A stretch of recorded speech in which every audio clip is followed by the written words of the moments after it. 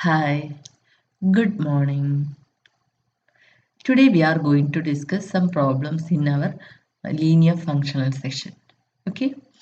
Now the first problem is let W1 and W2 be subspaces of a vector space V and let W1 contained in W2.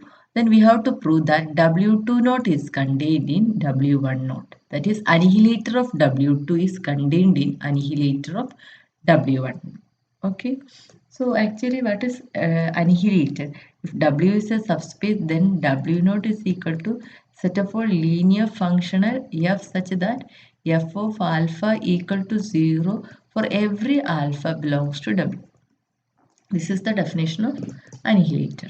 Okay, so here we have to suppose that W1 is a subset of W2 and we have to prove that annihilator of W2 is contained in annihilator of W1. Annihilator is the collection of all linear functionals. Okay. Now suppose W1 contained in W2 and we have to prove W2 naught is contained in W1 naught. So we have to take one element in W2 naught. So let F belongs to W2 naught. This implies F of alpha equal to 0 for every alpha belongs to W2 by definition. Okay. Now for every alpha belongs to W2 it is true. Clearly W1 is contained in W2. Therefore it is true for every element in W1 also. Therefore f of alpha equal to 0 for every alpha belongs to W1. This implies f belongs to W1 naught. Therefore W2 naught is contained in W1 naught. Okay.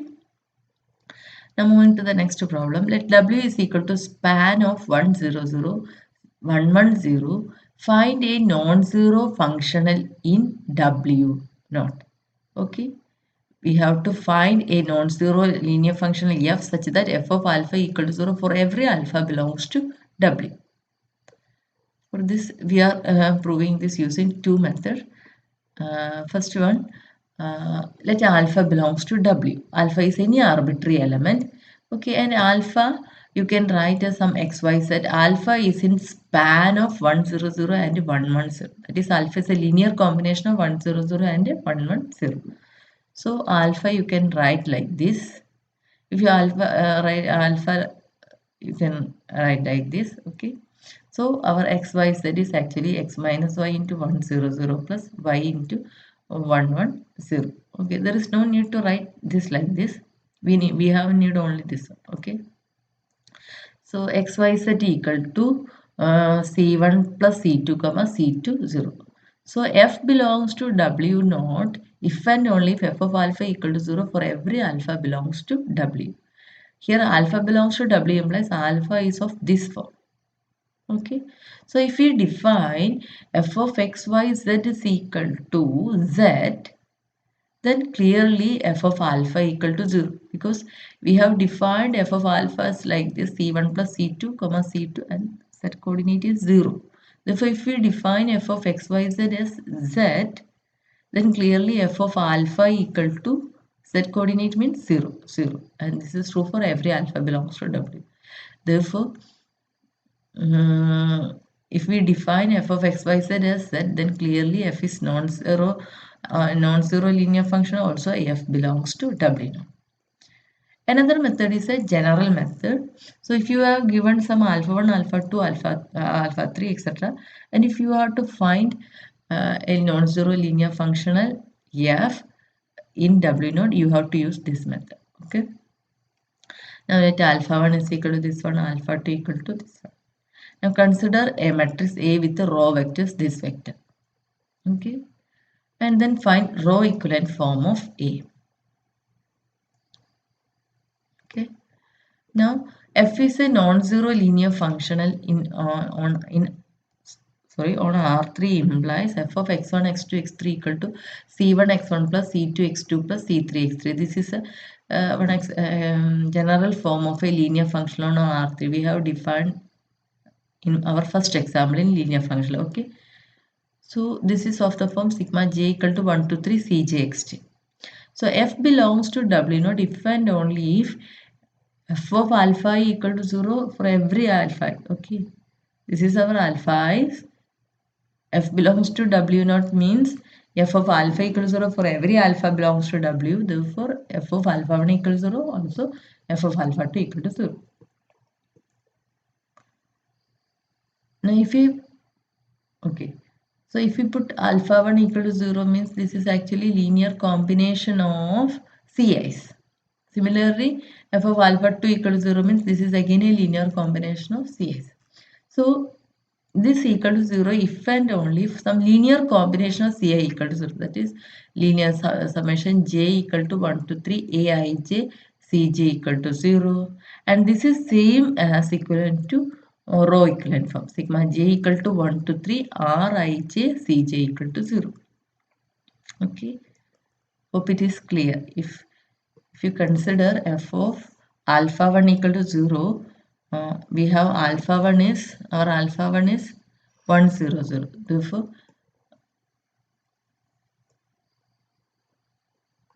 f of alpha 1 equal to 0 means c1 equal to 0. F of alpha 2 equal to 0 means c1 plus c2 equal to 0. Solving this, we get c1 equal to 0 and c2 equal to 0. Okay, and this is same as this will be our first equation, c1 equal to 0 and c1 plus c2 equal to 0 in this form, and this is equivalent to, this equation is equivalent to row equivalent form. The row equivalent, the matrix representation corresponding to this equation is actually 1 0 0 1 1 0 c1 c2 equal to 0. Therefore, this you can write as Aij and same as Rij. Okay, from this we get c1 equal to 0 and c2 equal to 0. Therefore, our x1 f of x1 x2 x3 equal to 0 into x1 plus 0 into x3 plus c3 x3. You can take any arbitrary value for c3. Therefore, f of xy x1 x2 x3 you can write as ax3. In general, f of xy z is equal to az. Okay, if therefore here in this here we have just assumed that if you assume f of x y z equal to z, then the here f clearly satisfies the condition. But here this is a general method for finding linear function. Okay, so if a equal to 1, we get the our function. Okay, there is no need to write f of x y z is equal to z. You can write f of x y z is equal to 2z, 3z, 4z, etc. Okay, so here is one homework for you. You have to do like this problem. Okay, alpha 1 equal to alpha 2 equal to alpha 3 equal to alpha 4, and find W naught. W naught means set of all linear functionals such that f of alpha equal to 0 for every alpha belongs to W. So here we have 4 vectors. So first you have to write corresponding matrix Aij. Okay, and then you have to write corresponding row equivalent form. Then solve this equation, this sigma. Okay,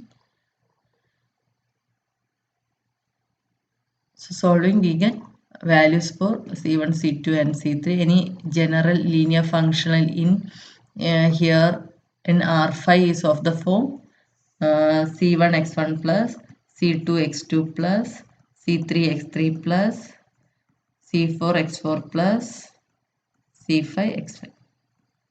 Okay, so solving Rij, I think j varies from 1 to 5. Rij Cj equal to 0 implies we get values of C1, C2, C3 and C4. Substitute that, then find F. Okay.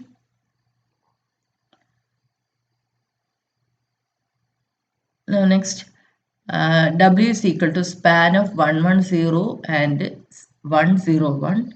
F is defined like this. Verify whether F belongs to W naught. Okay. So alpha in the span means alpha you can write like this. F of x y z is equal to x minus y z. F of alpha equal to this one, and which is equal to 0. Therefore, f of alpha equal to 0 for every alpha belongs to W. This implies f belongs to W naught. Okay. Now moving to the next problem, let W1 and W2 be subspaces of a vector space V. Then prove that W1 plus W2 naught is equal to W1 naught intersection W2 naught. Proof is very easy. Okay, so we have to prove this is a subset of this one. Also similarly, this is a subset of this. Okay.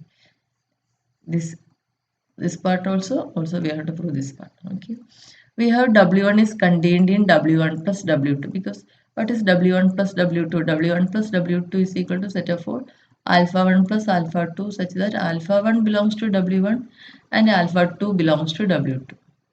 Okay, so if w2 you can take as 0, then this is alpha 1 plus 0. Alpha 1 belongs to w1. This implies clearly every element of w1 is in w1 plus w2. Therefore, w1 is a subset of w1 plus w2 and w2 is a subset of w1 plus w2. So, using the first problem, if w1 is a subset of w2, then w2 naught is contained in w1 naught. Using this problem, we get this equation, this here also, this inclusion. Therefore, this is contained in W1 naught. Also, this is contained in W2 naught. Therefore, this contained in W1 naught intersection W2 naught. That is equation 1. Now we have to prove the W1 naught intersection W2 naught is contained in this one. Okay. For this, you take some F belongs to W1 naught intersection W2 naught. This implies F belongs to W1 naught, and this implies F belongs to W2 naught. F belongs to W1 naught means F of alpha equals 0 for every alpha belongs to W1. F belongs to W2 naught implies F of beta equals 0 for every beta belongs to W2. Okay. Therefore, W1 plus W2 is equal to alpha 1 plus alpha 2, such that alpha 1 belongs to W1 and alpha 2 belongs to W2. Let alpha belongs to W1 plus W2. Then alpha you can write like this. Now f of alpha is equal to f of alpha 1 plus alpha 2, which is equal to f of alpha 1 plus f of alpha 2, which is equal to 0 plus 0, which is equal to 0. Therefore, f of alpha equal to 0. Therefore, if alpha belongs to w1 plus w2, then f of alpha equal to 0. That is, f of alpha equal to 0 for every alpha belongs to w1 plus w2. This implies f belongs to w1 plus w2 naught. Okay, that implies w1 naught intersection w2 naught is contained in w1 plus w2 whole naught. Okay. From equation 1 and 2 we get w1 plus w2 whole naught is equal to w1 naught intersection w2 naught. And the last problem, let B equal to alpha 1, alpha 2, alpha 3 be the basis of R3 defined by alpha 1 is equal to this one, alpha 2 equal to this one, alpha 3 equal to this one. Find a dual basis B. That is, you have to find F1, F2, F3. Okay. And which satisfy Fi of alpha j equal to delta Ij. So we have to use the theorem that we have discussed in our first part, that if alpha 1, alpha 2, etc. alpha n is an ordered basis and f1, f2, etc. fn is a dual basis, then f satisfies this condition. Okay. Also, alpha satisfies this condition. So we are using this result. Here we have to find f1, f2, f3. So we find f1, f2, f3 using this expression. We have f is alpha equal to this one. So from this, the coefficient of alpha 1 is f1 of alpha, and coefficient of alpha 2 is f2 of alpha, and coefficient of alpha 3 is f3 of alpha. So thus we get f1, f2, f3. So what is alpha here? Alpha is a linear combination of alpha 1, alpha 2, alpha 3. So alpha you can write as C1 1 0 minus 1 plus C2 1 1 1 1 plus C3 C2 2 2 0. Okay. Therefore, if you take alpha is equal to x y z, we will get like this. And solving this equation, we get three equation. Equation 1 minus equation 2 implies C1 equal to x minus y. If you substitute C1 equal to x minus y in this equation, we get C2 equal to z minus x plus y. And substituting this in second equation, we get C3 equal to this one. The C1 equal to this one, C2 equal to this one, C3 equal to this one. Therefore, alpha you can write as C1 alpha 1 plus C2 alpha 2 plus C3. Okay. So we have here coefficient of alpha 1 is f1 alpha. What is coefficient of alpha 1? Coefficient of alpha 1 is x minus y. Coefficient of alpha 2 is minus x y plus z. And the coefficient of alpha 3 is 1 by 2 x minus z. Therefore, this F1, F2, F3 is a dual basis of B. Okay, that's all for today's class. In the next class, we will move to our next section, double dual. Okay.